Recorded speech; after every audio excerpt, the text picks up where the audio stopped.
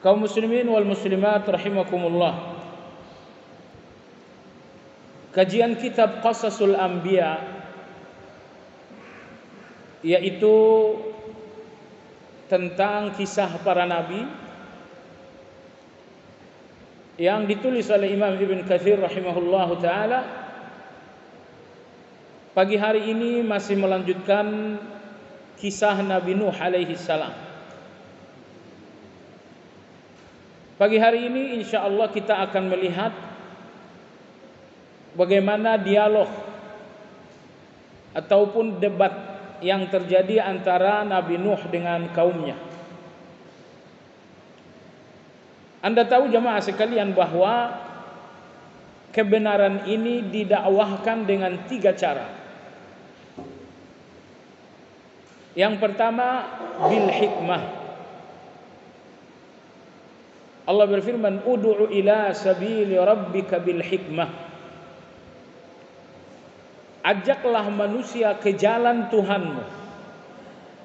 Cara yang pertama bil hikmah, dengan hikmah. Yang kedua wal mau'izatil hasanah, dengan peringatan-peringatan yang baik. Cara yang ketiga wajadiluhum billati hiya ahsan. Dialoglah dengan mereka dengan cara yang baik. Jadi Allah tidak memerintahkan kebenaran ini didialogkan, tetapi dengan cara yang baik. Allah enggak berfirman dialoglah menyampaikan kebenaran. Bukan seperti itu redaksinya. Tapi Allah berfirman dialoglah dengan cara yang baik untuk menyampaikan kebenaran. Karena dialog-dialog yang baik sering sekali tidak bisa membuka pintu kebenaran. Tetapi dialog dengan cara yang baik, dengan cara saling menghormati. Jangan ada pihak-pihak yang melakukan merendahkan, menggunakan bahasa-bahasa yang santun, penuh dengan kelembutan. Dialog-dialog yang baik inilah yang bisa menjadi gerbang kebenaran bagi orang lain. Akan kita lihat bagaimana Nabi Nuh alaihi salam berdialog dengan kaumnya. Tentu kaumnya membantah. Lalu bagaimana Nabi Nuh alaihi salam memberikan dialog kepada kaum yang membantah. Jemaah sekalian, dalam surat Al-A'raf ayat 60 Allah Subhanahu wa taala berfirman, "Qala al-mala'u min qaumihi inna lanaraka fi dhalalin mubin." Pemuka dan tokoh-tokoh di tengah kaumnya berkata, "Wahai Nuh, kami benar-benar melihat engkau berada di atas kesesatan yang nyata." Perhatikan, tuduhan ini datang dari sekelompok orang, al-mala'u. Dalam bahasa Al-Quran, penentang-penentang para nabi ini selalu kelompok yang dinamakan al-mala'u. Yang dimaksud dengan al-mala' adalah tokoh-tokoh dan pemuka-pemuka. Karena rata-rata penentang-penentang kebenaran itu tidak datang dari bawah, tetapi dari atas.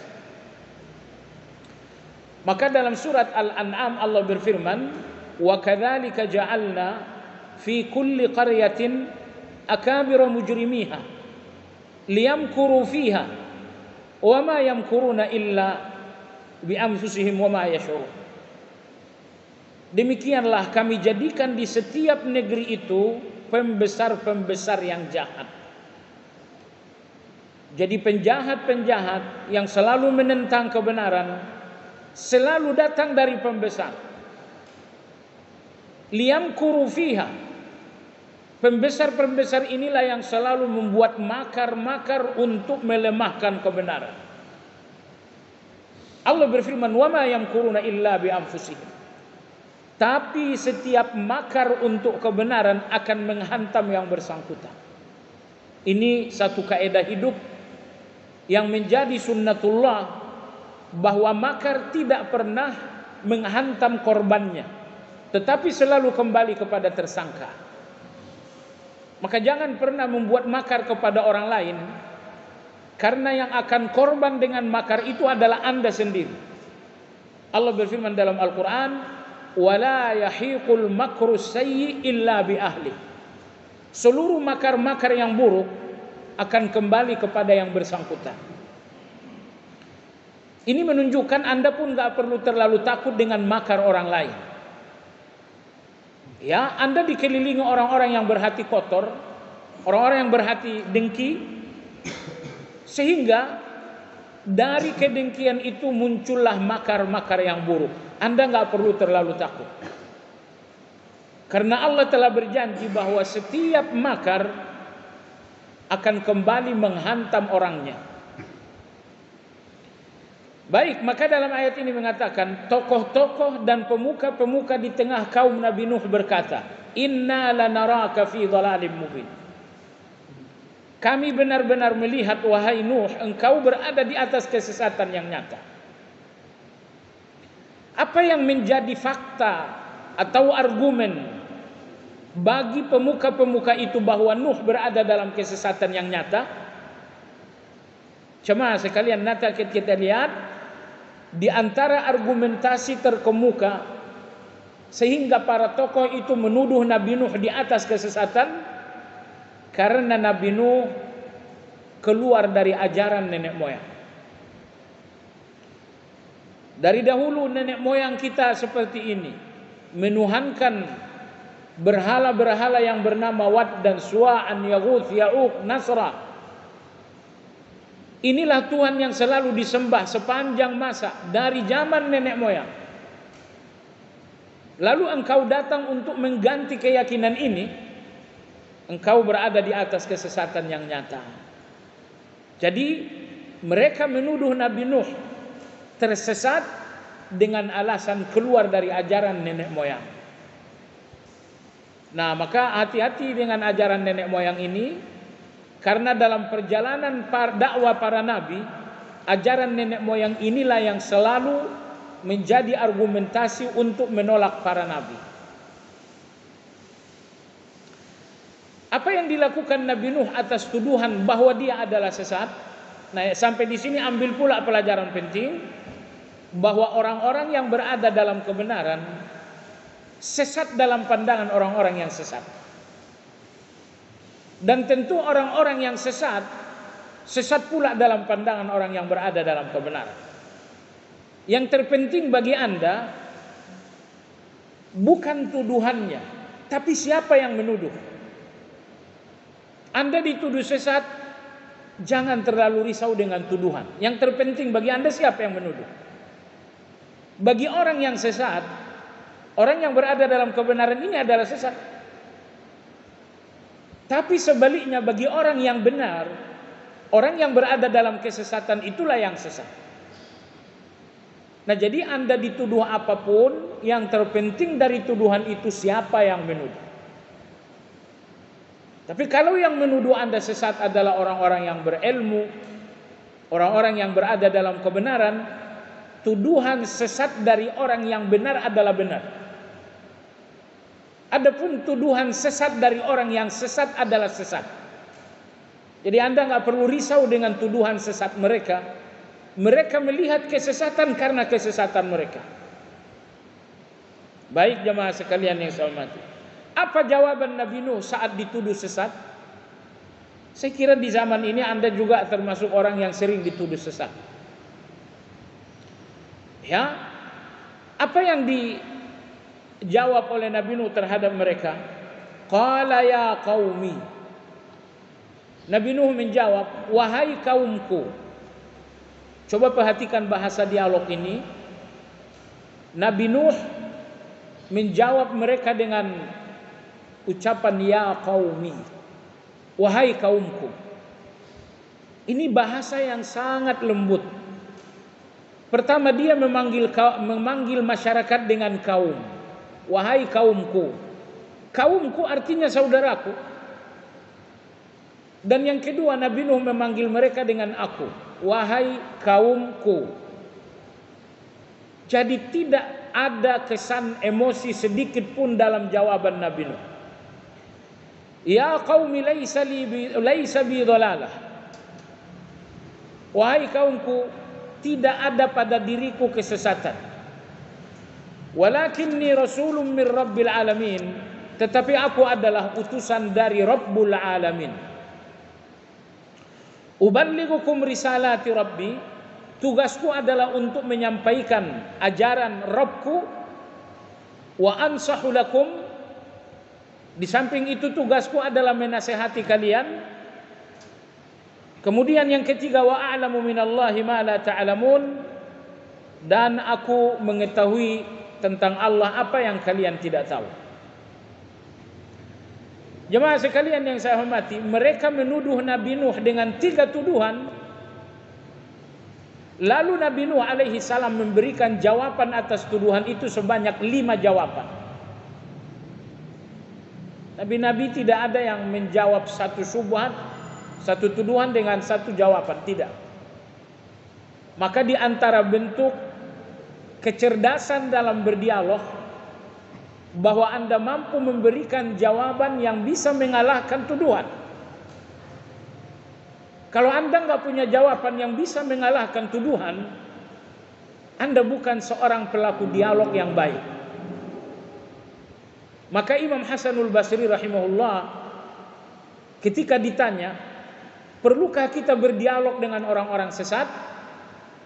Kata Imam Hasanul Basri, la yujadiluhum illa khawasu ahlil ilm. Tidak boleh berdebat dengan orang-orang yang sesat kecuali orang-orang istimewa dari kalangan orang yang berilmu. Sekedar berilmu, Anda jangan berdialog dengan mereka. Tapi Anda harus termasuk yang teristimewa dari kalangan orang berilmu untuk dialog. Karena dialog ini di samping membutuhkan argumentasi, membutuhkan penguasaan emosi, juga Anda membutuhkan bahasa yang bagus. Maka lihat dalam ayat ini, surat Al-A'raf tadi, mereka menuduh Nabi Nuh dengan satu tuduhan, lalu Nabi Nuh membantah tuduhan itu dengan 5 hal. Bantahan yang pertama, qala ya qaumi laisa bi dhalalah. Wahai kaumku, aku bukan orang yang datang dengan kesesatan. Aku tidak seperti tuduhan kalian. Ini bantahan pertama. Lalu kemudian, walakinni rasulun min rabbil alamin. Tetapi aku adalah seorang rasul dari Rabb al-alamin.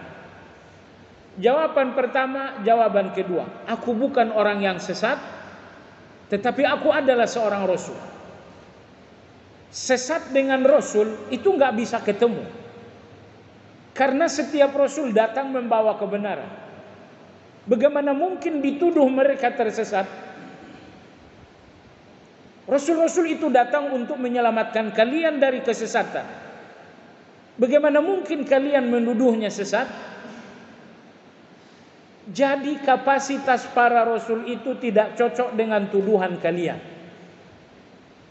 Tidak usah seorang rasul membantah tuduhan kalian, karena kapasitas seorang rasul sendiri sudah cukup membantah tuduhan kalian. Kapasitas seorang rasul membawa kebenaran, menyelamatkan dari kesesatan, itulah kapasitas mereka. Lalu kalian menuduh mereka dengan kesesatan, seolah-olah Nabi Nuh menjawab, tidak perlu jawaban untuk tuduhan kalian, tapi kapasitas seorang rasul itu sudah cukup untuk membantah tuduhan kalian. Jawaban yang ketiga, uballighukum risalati Rabbi. Kedatanganku adalah untuk menyampaikan ajaran Allah. Yang keempat, wa ansahu lakum. Kedatanganku adalah menyampaikan nasihat. Aku datang menyampaikan ajaran, aku pun datang menyampaikan nasihat. Apa bedanya menyampaikan ajaran dengan nasihat? Jemaah sekalian, menyampaikan ajaran artinya menyampaikan kebenaran dan kebatilan. Lalu yang dimaksud dengan nasihat adalah memberikan motivasi. Anda ajarkan kebenaran, tapi Anda tidak memberikan motivasi, Anda melakukan langkah yang kurang. Maka di sini Nabi Nuh mengatakan, misiku, tugasku, uballighukum risalati rabbi, untuk menyampaikan ajaran Allah. Ini syirik, kalau yang ini adalah tauhid. Ini adalah kebaikan, yang ini adalah keburukan. Yang ini adalah kebenaran, yang ini adalah kebatilan. Tugasku yang pertama adalah menyampaikan ajaran. Tapi menyampaikan ajaran tidak cukup, maka tugasku berikutnya adalah wa ansahu lakum, untuk menasihati kalian agar mengikuti kebenaran itu. Maka oleh sebab itu, dari sini kita ambil satu pelajaran, menyampaikan kebenaran belum cukup tanpa memberikan nasihat. Karena menyampaikan kebenaran Anda hanya menyampaikan ilmu, sementara Anda perlu menggerakkan motivasi untuk beramal. Motivasi untuk beramal ini datang dari nasihat, ilmu, amal. Ilmu disampaikan dengan uballighukum, menyampaikan kebenaran. Adapun amal untuk menjalankan kebenaran disampaikan dengan nasihat. Jadi uballighukum risalati, sampaikan kebenaran, wa ansahu lakum, lalu sampaikan pula nasihat untuk kebenaran itu. Karena menyampaikan kebenaran tanpa nasihat hanya memberikan ilmu. Anda perlu memberikan nasihat agar masing-masing manusia menemukan motivasi untuk menjalankan ilmu tersebut. Berikutnya Nabi Nuh alaihi salam mengatakan, wa a'lamu minallah ma la ta'lamun. Akulah yang mengetahui semua yang datang dari Allah, yaitu hal-hal yang kalian enggak tahu. Di sini Nabi Nuh seolah-olah melecehkan. Kata Nabi Nuh, aku tahu apa yang kalian enggak tahu. Seolah-olah dia mengatakan kalian enggak tahu, aku yang tahu. Apakah ini sebuah bahasa yang merendahkan? Jawabannya tidak. Nabi Nuh alaihi salam menyampaikan satu kenyataan. Apa yang saya sampaikan ini karena memang aku betul-betul memahaminya. Aku tidak menyampaikan sesuatu yang aku sendiri enggak faham. Tapi saya lihat kalian tidak faham dan aku benar-benar faham. Apa yang benar-benar aku fahami itulah yang aku sampaikan. Nah, seharusnya umat Nabi Nuh mantap dan tidak ragu menerima dakwah tersebut. Karena Nabi Nuh tidak menyampaikan kebenaran berdasarkan kira-kira. Tapi Nabi Nuh mengatakan, aku benar-benar faham. Setiap kebenaran yang kusampaikan benar-benar kebenaran yang aku faham. Nah, ini menunjukkan bahwa satu kebenaran harus disampaikan kalau memang kita memahami kebenaran itu. Kalau baru katanya itu belum kebenaran. Dan satu kebenaran belum betul-betul difahami saat Anda mampu menyampaikannya dengan argumentasi, dengan dalil. Karena hakikat dari dakwah ini menyampaikan dalil itu. Dakwah ini bukan untuk menyampaikan kata-kata saya, bukan untuk menyampaikan retorika saya, tapi hakikat dari dakwah ini menyampaikan dalil. Maka orang yang berada di garda terdepan menyampaikan dakwah ini adalah orang yang paling memahami dalil. Karena dakwah tanpa dalil ini tidak kokoh, argumentasinya rapuh. Tapi ketika dakwah itu disertai dengan dalil, maka dakwah itu kokoh. Kokohnya sebuah pernyataan terletak pada dalil. Baik jamaah sekalian yang saya hormati, setelah Nabi Nuh alaihi salam menyampaikan 5 jawaban, lantas apa yang menjadi jawaban kaumnya?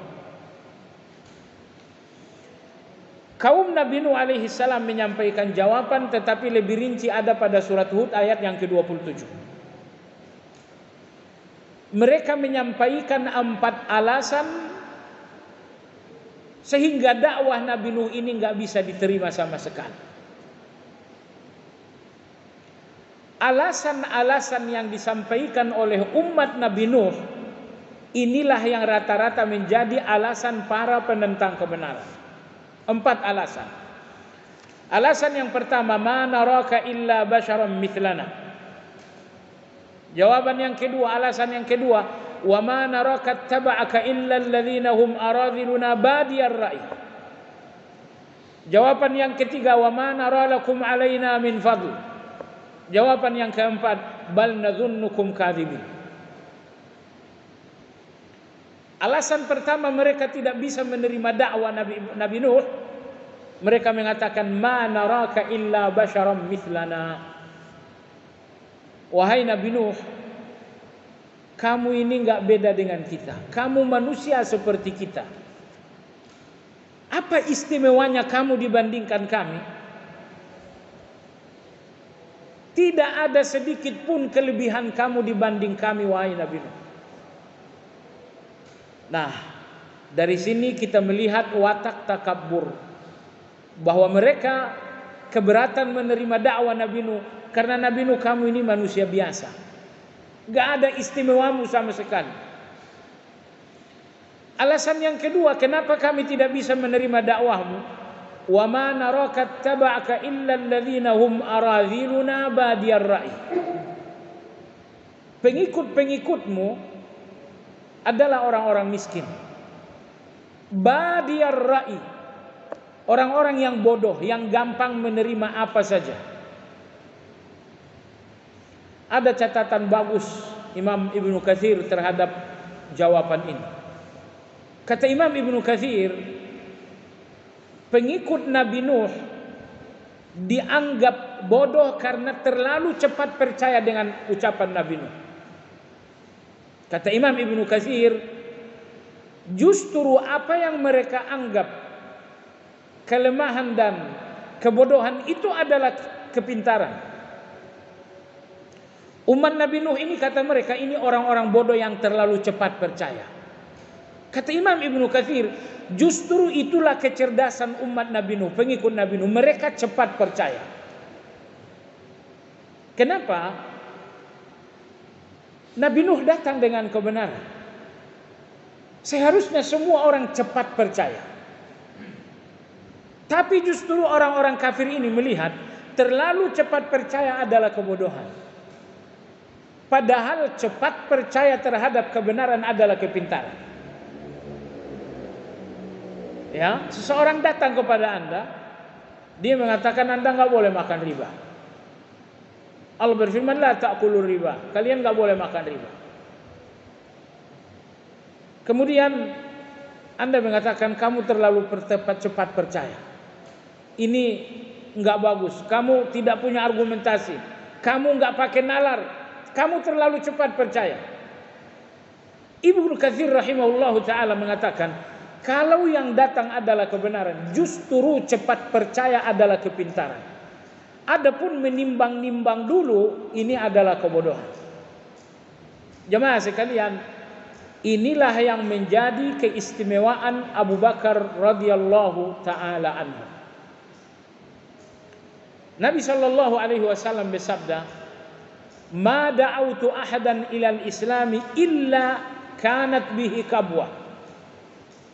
Kata Nabi SAW, tidak satu pun orang aku ajak masuk Islam ini kecuali selalu minta waktu untuk berfikir.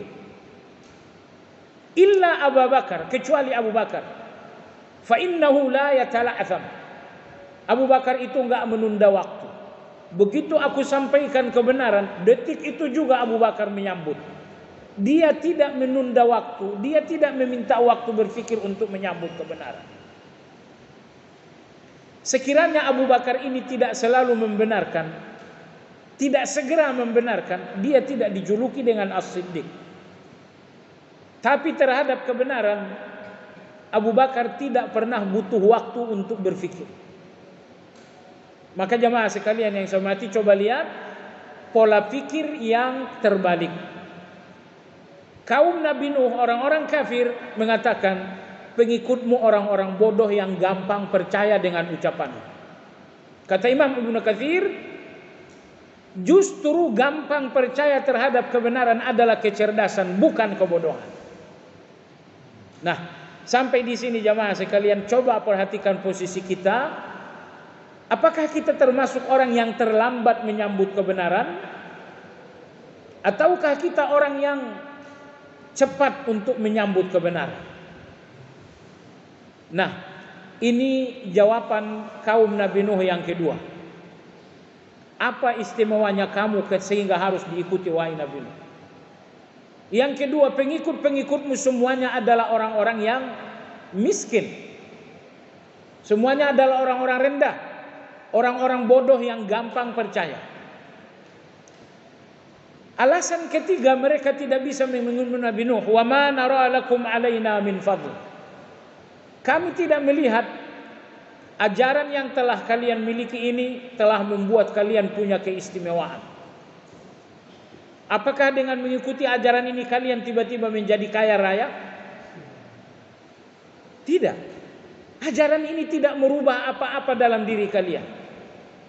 Jadi rupa-rupanya orang-orang kafir ini berpersepsi bahwa mengikuti kebenaran adalah untuk mendapatkan dunia.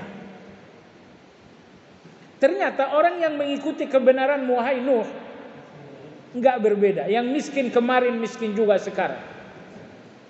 Yang hina kemarin hina juga sekarang. Kebenaran tidak membuat mereka kaya.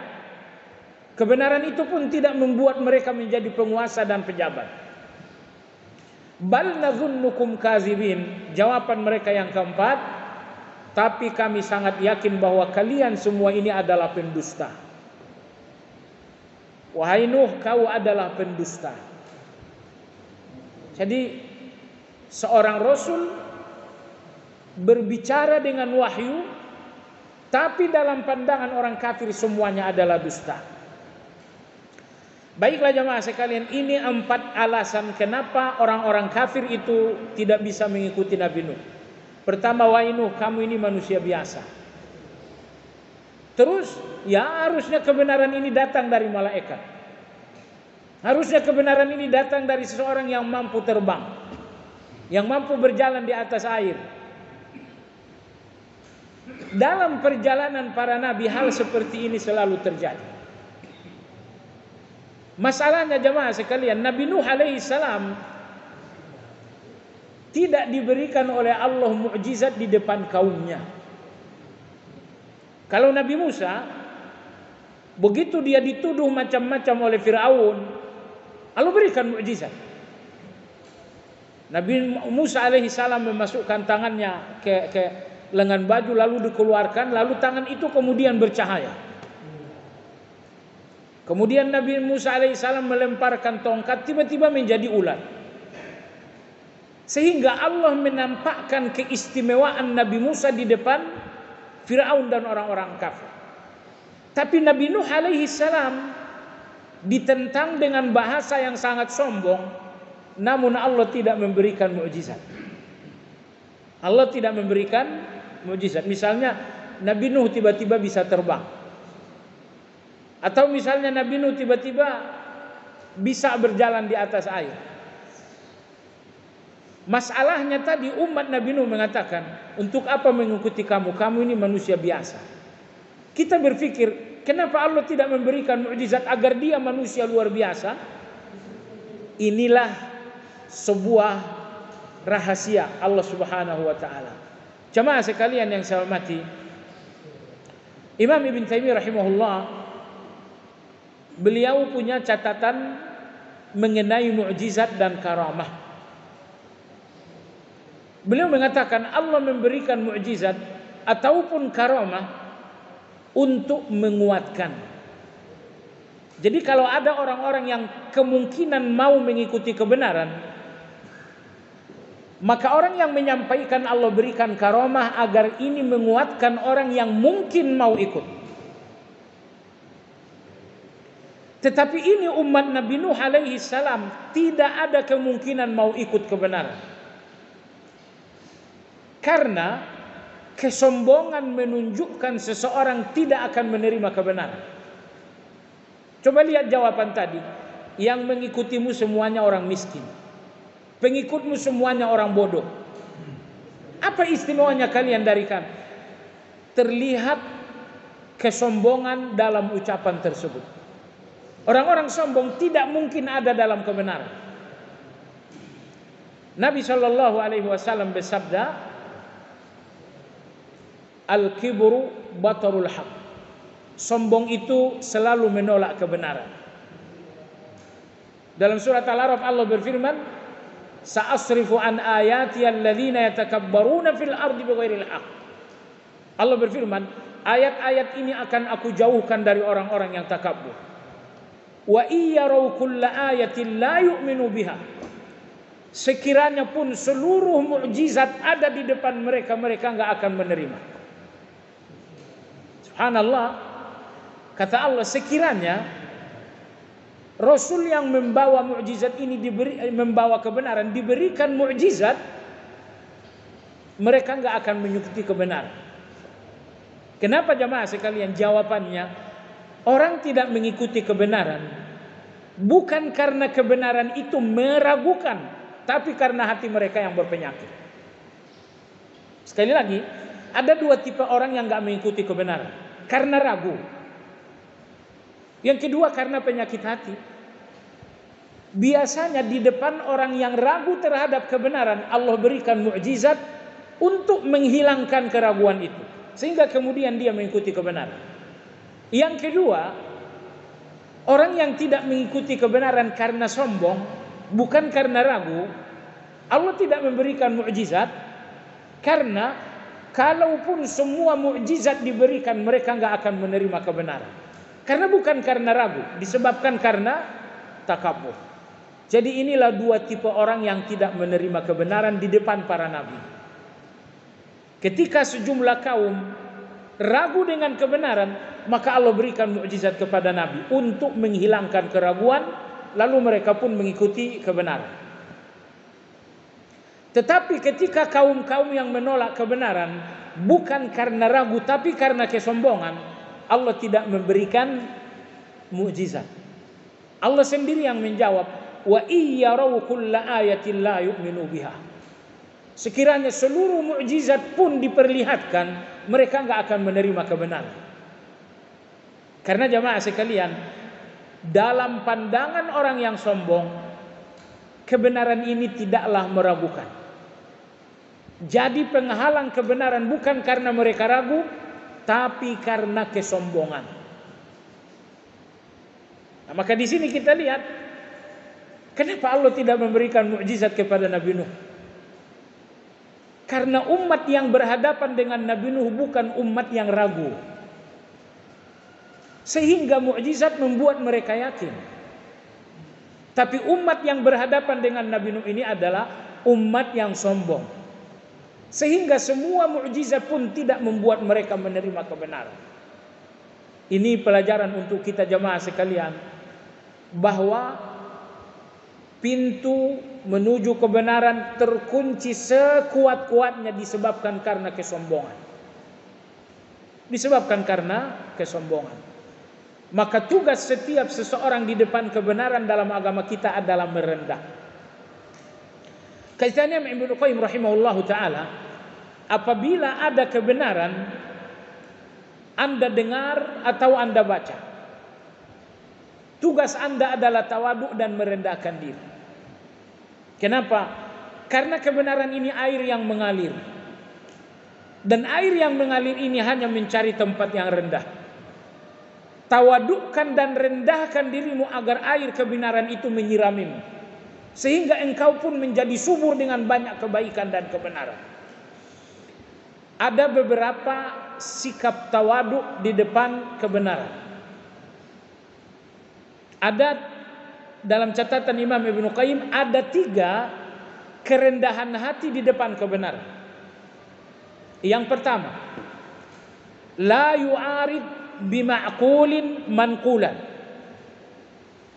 Apabila di telingamu ada kebenaran, di pandanganmu ada kebenaran, maka tawadhu yang pertama, jangan menentang kebenaran itu dengan logika.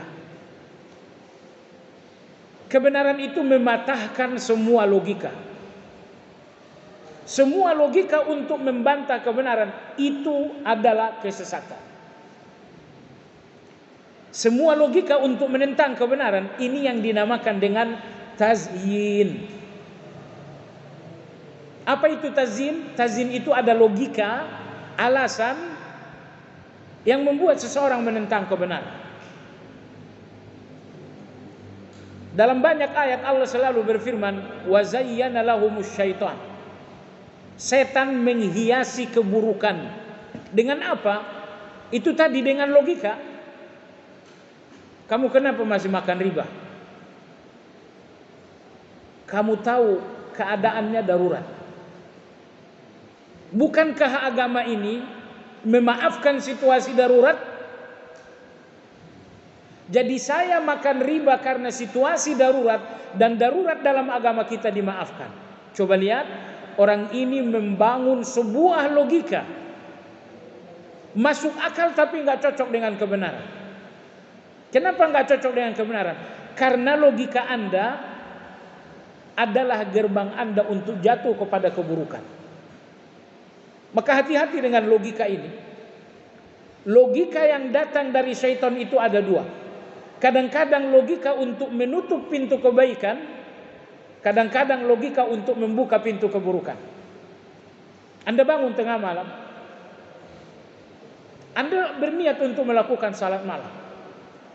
Muncul logika. Logika itu mengatakan, enggak usah salat. Besok kamu bekerja. Kalau kamu salat, pekerjaan besok terganggu, padahal pekerjaanmu amanah. Amanah wajib dan salat ini hukumnya sunnah. Logika untuk menutup pintu kebaikan. Logika yang kedua adalah logika untuk membuka pintu keburukan. Contohnya riba tadi. Kamu makan riba aja, kamu darurat kan? Dalam agama darurat dimaafkan, jadi makan riba saja. Hati-hati dengan dua logika ini. Dua logika inilah wa zayyana lahumus syaitanu a'malahum. Logika di mana terbuka pintu keburukan. Yang kedua logika yang menutup pintu kebaikan. Dua logika ini datang dari syaitan. Artinya tidak semua yang masuk akal itu kebenaran. Sekali lagi, tidak semua yang masuk akal itu adalah kebenaran. Tapi Anda perlu tahu tujuannya. Ketika ada satu logika, tentu masuk akal, namun tujuannya untuk membuka keburukan atau untuk menutup kebaikan. Ini logika walaupun masuk akal, tapi ini adalah bisikan syaitan. Makanya setan itu menghiasi keburukan. Karena tidak ada orang yang jatuh kepada keburukan sementara ia melihat keburukan itu keburukan. Ada nggak orang yang melakukan keburukan dan ia melihatnya buruk? Nggak ada. Semua orang yang jatuh kepada keburukan karena dia telah menghiasi keburukan ini. Dengan apa dia menghiasi keburukan sehingga dia tertarik melakukan keburukan? Jawabannya dengan logika. Nah, maka apabila keburukan ini menemukan satu logika, akan muncul keberanian untuk melakukan keburukan. Jadi saya katakan sekali lagi, tidak semua logika yang masuk akal adalah kebenaran. Tetapi lihat tujuannya. Logika betapapun itu betul-betul logis, tapi kalau tujuannya adalah untuk membuka keburukan atau untuk menutup kebaikan, logika yang logis tadi adalah kesesatan. Baik jemaah sekalian yang saya hormati. Kita lihat Abu Bakar radhiyallahu anhu ketika Nabi berdakwah, satu-satunya orang yang tidak pernah minta waktu untuk berpikir menerima kebenaran adalah Abu Bakar. Maka jemaah sekalian, jangan menunda waktu lagi untuk satu kebenaran yang jelas. Karena Anda tidak boleh ragu dengan kebenaran. Ingat, Terkadang keraguan itu kebaikan, tapi kadang-kadang keraguan itu penyakit. Keraguan adalah kebaikan ketika Anda berhadapan dengan kejahatan. Saya minjam riba enggak ya? Muncul keraguan. Keraguan Anda untuk kejahatan adalah kebaikan. Nabi sallallahu alaihi wasallam bersabda, "Istafti qalbak." Lihat hatimu. Ambillah fatwa dari hatimu. Karena kata Nabi, "Al-birru matma'annat ilaihil qalb." Kebaikan itu sesuatu yang nyaman di hati. Tapi adapun keburukan sesuatu yang ragu di hati. Jadi keburukan selalu membuat Anda ragu. Ini saya ambil enggak ya? Ini saya lakukan enggak ya? Maka keraguan-raguan Anda untuk satu keburukan ini adalah kebaikan. Ini termasuk hati yang bersih, yaitu hati yang ragu untuk keburukan. Karena keraguan untuk keburukan adalah salah satu penghalang untuk jatuh pada keburukan itu. Tapi jamaah sekalian, kalau keraguan Anda adalah keraguan untuk kebenaran, ini adalah penyakit. Berhentilah untuk pinjaman riba. Anda masih ragu. Ragu Anda untuk kebenaran adalah penyakit. Tetapi ragu Anda untuk keburukan adalah kebaikan. Jemaah sekalian yang saya hormati, kita lanjutkan. Banyak orang seperti logika umat Nabi Nuh. Maksud saya, umat Nabi Nuh tadi mengatakan, kamu manusia biasa. Manusia biasa itu tidak mungkin dianggap sebagai sumber kebenaran. Karena sumber kebenaran itu manusia luar biasa, harus punya karamah, harus bisa berlari di atas air dan selanjutnya. Ternyata jamaah sekalian, melihat kebenaran karena adanya mukjizat dan karamah, ini adalah pola pandang kaum kafir. Adapun orang-orang beriman, mereka melihat kebenaran karena kebenaran. Orang-orang kafir melihat kebenaran karena yang menyampaikannya punya kelebihan. Sehingga mereka melihat kebenaran karena orangnya, dan orang beriman melihat kebenaran karena kebenaran. Ini sudut pandang yang jauh berbeda. Apabila Anda melihat kebenaran berdasarkan orangnya, akan banyak kebenaran yang ragu bagi Anda. Karena orang yang membawa kebenaran ini enggak selamanya istimewa. Terkadang kebenaran itu datang dari anak kecil Anda. Anak kecil Anda memang baru TK. Tapi walaupun TK dia diajarkan hadis-hadis Nabi. Sehingga suatu hari anak kecil kita yang masih duduk di TK mengatakan, ayah tadi ibu guru mengatakan kalau masuk rumah doanya, apa doanya masuk rumah? Pertama salam, assalamualaikum. Yang kedua, bismillah walajna, wa bismillah kharajna, wa ala rabbina tawakkalna.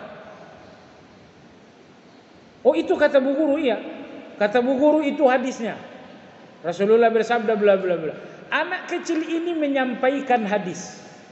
Ingat, kalau Anda termasuk orang yang melihat kebenaran dengan melihat orangnya, Anda akan ragu dengan kebenaran. Karena kebenaran ini datang dari anak kecil. Tapi kalau Anda tipe orang yang mengenali kebenaran karena kebenarannya, Anda nggak akan ragu walaupun dia datang dari anak kecil. Baik jemaah sekalian yang saya hormati. Maka tadi Imam Ibnu Qayyim mengatakan, tawaduk dan rendah hati di depan kebenaran. Yang pertama, jangan menentang kebenaran dengan logika. Kalau sudah ada ayat, hadisnya pun sudah jelas, logika Anda adalah sampah. Logika Anda adalah pintu syaitan. Logika Anda adalah takabur. Tawaduk Anda adalah ketika logika menentang kebenaran, itu Anda buang logika itu. Kebenaran sudah ada, logika wajib dibuang. Maka sekali lagi, kenali kebenaran karena kebenarannya. Maksudnya, kenali kebenaran karena dalilnya. Kalau ada ayat, ada hadis, Anda mengenal kebenaran karena ayatnya, Anda mengenal kebenaran karena ada hadisnya, Anda telah mengenal kebenaran karena kebenaran. Tapi orang-orang kafir, mereka tidak mengenal kebenaran karena kebenarannya, tetapi selalu karena orangnya. Baik, malah walaupun kebenaran itu telah datang dari orang yang mereka akui, kadang-kadang mereka masih ragu juga, dan ini penyakit. Jemaah sekalian yang saya hormati, jadi sekali lagi, tawadu terhadap kebenaran adalah mengabaikan logika di depan kebenaran. Jadi jangan coba ngakal-ngakali kebenaran. Ngakal-ngakali kebenaran ini kesombongan. Karena tawadu itu adalah membuang logika, membuang akal-akalan. Gimana dong akalnya bisa biar bisa begini, biar bisa begitu? Itu kebiasaan orang Yahudi. Walaqad alimtumul ladzina atadaw fis sabt. Kalian tahu bagaimana cerita yang terjadi terhadap mereka Yahudi di hari Sabtu. Mereka dilarang mencari ikan pada hari Sabtu. Padahal hari Sabtu adalah hari banyak-banyaknya ikan. Subhanallah. Hari biasa tidak ada ikan. Kalaupun ada sepi, entah di mana ikan ngumpet. Begitu hari terlarang cari ikan, yaitu hari Sabtu, ternyata ikan, Masya Allah, menari di mana-mana. Nabi telah mengatakan jangan nyari ikan hari Sabtu. Justru hari Sabtu Allah memberikan ikan ini nampak banyak sekali. Apa yang Anda pahami jamaah sekalian? Ketika Allah melarang sesuatu, terkadang Allah memudahkan jalannya.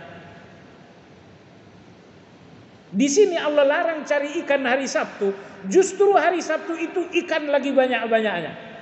Allah menguji Anda dengan cara seperti ini. Saya nggak mau minjam riba. Tahu-tahu buka WhatsApp, Masya Allah. Dalam 1 jam 5 tawaran pinjaman riba datang. Ingat peristiwa hari Sabtu. Peristiwa yang terjadi terhadap orang-orang Yahudi. Apa yang mereka lakukan jemaah sekalian? Hari Sabtu tidak boleh cari ikan.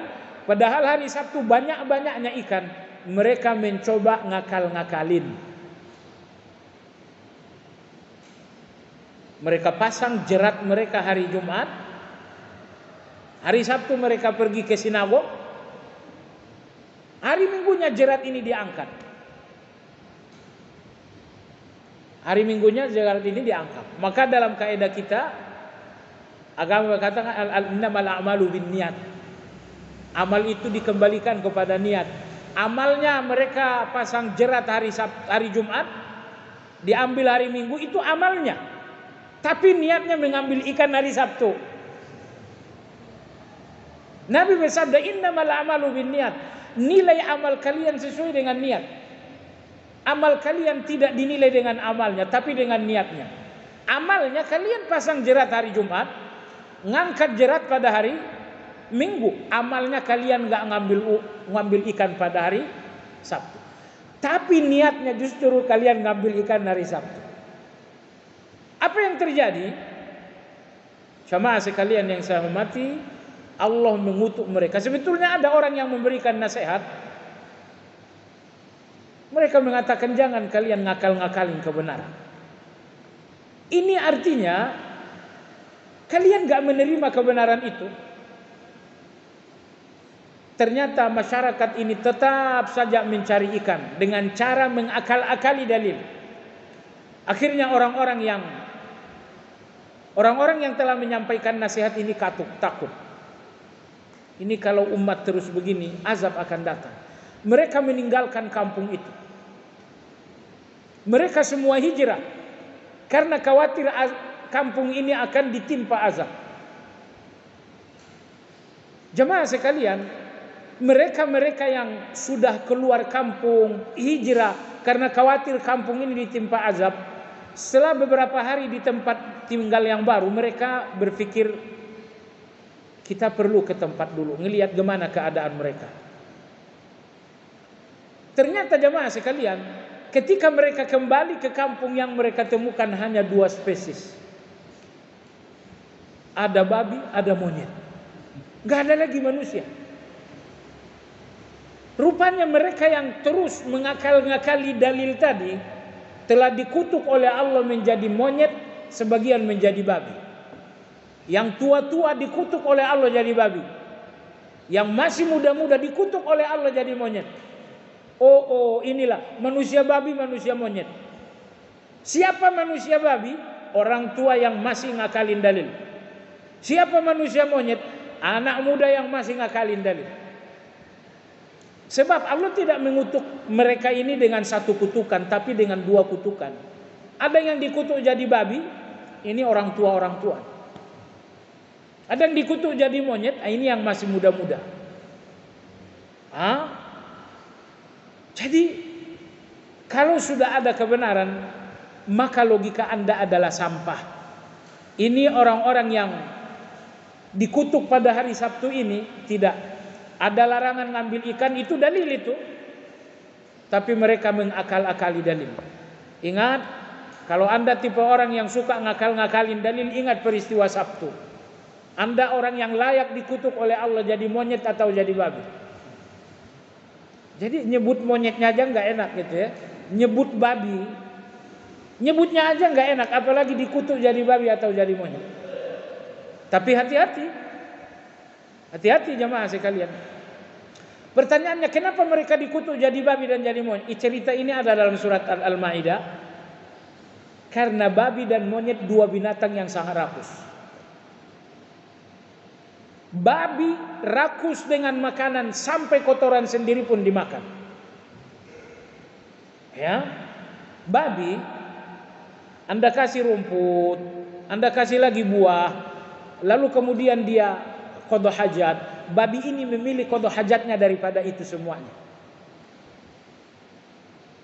Begitu, iya. Maka Allah ingin mengatakan, coba lihat, boleh ngambil ikan hari Senin, hari Selasa, hari Rabu, hari Kamis, hari Jumat, tapi mereka memilih ngambil ikan pada hari terlarang. Ini babi.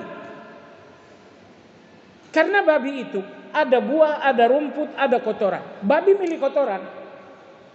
Nah, ini manusia babi ini. Kenapa ada yang dikutuk jadi monyet? Perhatikan monyet. Anda lemparkan 1 pisang, dia tangkap tangan kanan. Anda lemparkan pisang kedua, tangkap dengan tangan kiri. Lemparkan pisang keempat, tangkap dengan kaki kanan. Lemparkan pisang keempat lagi, tangkap dengan kaki kiri. Anda lemparkan pisang yang kelima, ini dibuang, diambil lagi. Sudah dapat tapi dibuang untuk mengambil yang lain. Untuk mengambil yang ini dibuang. Serakah. Maka jemaah sekalian, ini 2 simbol serakah dalam Al-Quran. Babi, monyet. Tapi yang paling serakah adalah babi. Oleh sebab itu orang-orang yang berburu hari Sabtu ini dikutuk oleh Allah. Ada yang jadi babi, ada yang jadi monyet. Inilah orang-orang yang mengakal-ngakali kebenaran. Jemaah sekalian yang saya hormati, dialog Nabi Nuh ini masih berlanjut. Tetapi kalau nggak salah, waktu syuruk sudah masuk. Sudah. Ya. Kita 28. Baik. Jemaah sekalian, insyaallah akan kita lanjutkan lagi pada pertemuan yang akan datang tentang dialog berikutnya antara Nabi Nuh dengan umatnya. Bagi Anda yang ingin bertanya terkait materi ataupun secara umum, tertulis ataupun langsung, dipersilakan. Assalamualaikum. Ustaz, setan kan diizinkan oleh Allah 2 perkara. Pertama, umurnya panjang. Kedua, boleh menggoda manusia. Jadi saya tanyakan, maksudnya itu gimana Allah mengizinkan setan 2 perkara itu? Iya. Setan diberikan usia panjang. Enggak semuanya. Yang dikasih usia panjang itu cuma iblisnya. Kalau yang bukan iblis usianya nggak panjang, biasa. Adapun iblis ini Allah kasih usia panjang. Iblis mengatakan, Rabbi fa'anzirni ila yaumi yub'atsun. Ketika Allah telah mengutuk iblis keluar dari surga, iblis mengatakan, wahai Tuhanku, panjangkan usiaku sampai kiamat. Jadi tidak usah bisa minta panjang usia ya. Yang pertama kali minta panjang usia iblis. Ya Allah, berikan aku usia sampai kiamat. Allah mengatakan, qala fa innaka minal munzarin. Kata iblis, baik, akan diberikan kamu usia panjang sampai kiamat. Jadi yang diberi usia panjang sampai kiamat adalah iblis. Lalu kemudian iblis ini menggoda manusia. Karena dia dendam dengan manusia. Ya, dia diusir dari surga karena manusia. Dan satu-satunya cara untuk melampiaskan dendam ini adalah menggoda manusia. Saya diusir dari surga dan nanti akan ke neraka. Yang menjadi teman saya di neraka harus manusia itu nanti. Ya, maka dia menggoda. Dan ini kutukan. Ketika seseorang panjang usia tapi untuk menyesatkan orang, ini hakikat iblis itu. Tapi kalau panjang usia untuk menyampaikan kebenaran, itu bagus banget. Iblis enggak, panjang usia tapi untuk menyesatkan orang. Itu tipe iblis. Waliyadzubillah. Maka iblis ini ujian untuk kita. Ketika iblis mengatakan aku akan menggoda mereka di depan Allah, di depan Adam, Allah Subhanahu wa taala berfirman, "Inna hadza aduwwun laka wa li zawjik, fala yukhrijannakuma minal jannati fatashqa." Allah mengatakan, wahai Adam, kau sudah dengar komitmen iblis untuk menyesatkanmu. Kau sudah dengar Adam? Fala yukhrijannakuma minal jannah. Maka jangan sampai kalian keluar dari surga gara-gara dia. Karena udah jelas dia ini ingin menyesatkan kalian. Tapi ternyata Nabi Adam tergelincir juga. Jadi kalau seorang Adam alaihissalam, orang tua kita, ayah kita, lebih dari itu dia seorang nabi, ternyata dia tergoda dan tergelincir, maka ketergelinciran Adam ini pelajaran bagi cucunya. Kalau orang tua nenek moyang kalian yang justru nabi tergelincir, apalagi kalian. Sehingga cucu Nabi Adam kita semua diharapkan lebih mawas diri dan waspada. Wallahu ta'ala a'lam. Ya, pertanyaan yang kedua. Ya, tafadhol. Yang tidak bisa digoda iblis, dia manusia kafir atau mukhlisin. Penjelasannya Pak Ustaz. Satu-satunya manusia yang tidak bisa digoda oleh iblis adalah mukhlisin. Karena tidak ada manusia yang hatinya bersih kecuali orang yang ikhlas. Apa arti ikhlas? Ikhlas itu artinya bersih. Dan hati Anda ikhlas saat di dalam hati Anda tidak ada siapapun kecuali Allah. Seseorang bertanya kepada Imam Syafi'i, wahai Imam, siapa orang yang paling mulia dalam pandangan Allah? Imam Syafi'i rahimahullah menangis. Sambil menangis Imam Syafi'i mengatakan, orang yang paling mulia adalah seseorang ketika Allah melihat hatinya, Allah tidak menemukan siapapun di dalam hati itu kecuali Allah. Itulah manusia yang paling mulia. Allah tidak menemukan dalam hatinya kecuali Allah. Allah tidak menemukan dalam hati ini serakah ingin uang, serakah ingin harta, serakah ingin jabatan, serakah ingin dipuji. Satu-satunya keinginan dalam hati itu, aku ingin Allah. Kamu kenapa sedekah? Aku ingin Allah. Kamu kenapa memakai baju yang beginian? Aku ingin Allah. Iblis mengatakan, la ughwiyannahum ajma'in illa ibadaka minhumul mukhlasin. Semua manusia akan kusesatkan, dan memang mereka tersesat illa ibadaka minhumul mukhlasin, kecuali orang-orang yang mukhlis, ikhlas. Artinya orang-orang yang berhati bersih. Ambil ayat ini sebagai pegangan. Anda tidak pernah terjebak sepanjang hati Anda bersih. Tapi kalau hati Anda sudah kotor, saat itulah Anda terjebak. Tugas Anda adalah mempelajari apa kotoran-kotoran hati. Yang pertama, hati kotor karena syahwat.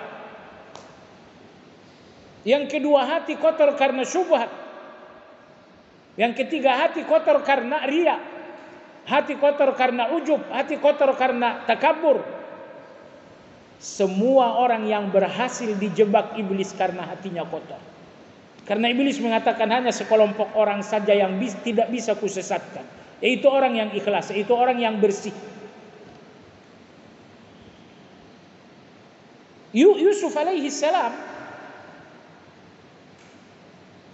diperdaya oleh istri pembesar Mesir, wanita tercantik di Mesir.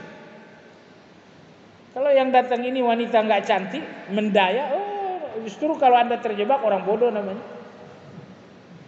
Tapi ini yang mendaya Nabi Yusuf ini, wanita tercantik di Mesir. Wanita tercantik. Situasi godaan ini pun terjadi di ruangan, gak ada siapa-siapa kecuali berdua. Yang menggoda bukan Nabi Yusuf, wanita inilah yang menggoda.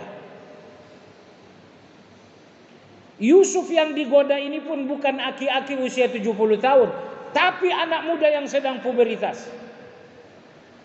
Nah ini coba lihat nih, yang menggoda wanita cantik, godaan berlangsung di ruangan yang kondusif. Kemudian yang digoda adalah seorang anak muda yang sedang puber. Yang menggoda adalah perempuan bukan Yusuf. Lagi pula Nabi Yusuf jauh dari kampung halaman. Kalau di kampung halaman kan Anda nggak berani macam-macam. Tapi begitu Anda sampai ke Sulawesi berani macam-macam. Hati-hati jangan sampai di Sulawesi macam-macam. Di Irian macam-macam. Nabi Yusuf alaihissalam sempurna untuk melakukan kejahatan, tapi ternyata nggak terjebak. Kenapa Nabi Yusuf selamat? Allah berfirman, "Kadzalika linasrifa anhu as-su'a wal fahsya, innahu min ibadina al-mukhlasin." Kami jauhkan Nabi Yusuf dari kekejian yaitu zina, karena dia adalah seorang yang mukhlasin, seorang yang ikhlas, seorang yang berhati bersih. Lihat betapapun dosa itu sangat sempurna untuk dilakukan, sangat mudah untuk dilakukan, orang-orang yang berhati bersih tidak terjebak. Anda bayangkan kalau hati Nabi Yusuf ini hati yang kotor dengan syahwat, apa yang terjadi? Apa yang terjadi terjadilah, betul? Tapi ternyata jiwa dan hati Nabi Yusuf bersih, tidak ada syahwat, tidak ada ujub, tidak ada takabur, tidak ada. Ketika hati itu bersih, ternyata dosa ini tidak berbahaya. Maka proklamasi iblis tadi berbunyi, aku hanya bisa menyesatkan orang yang gak ikhlas, orang yang gak bersih hatinya. Proklamasi iblis kemudian ambil pula kisah Nabi Yusuf, menunjukkan Anda dan saya hanya jatuh kepada dosa saat hati Anda kotor. Adapun saat hati Anda bersih, Anda tidak akan jatuh kepada dosa. Ini hati-hati makanya. Hati-hati makanya. Hati yang kotor inilah yang menjadi penyebab semua orang jatuh pada dosa. Wallahu ta'ala a'lam. Pertanyaan ketiga. Baik. Demikian kajian kita, semoga bermanfaat. Kita sudahi dengan zikir kafaratul majlis. Subhanakallahumma wa bihamdika asyhadu an la ilaha illa anta astaghfiruka wa atubu ilaik. Alhamdulillahi rabbil alamin. Assalamualaikum warahmatullahi wabarakatuh.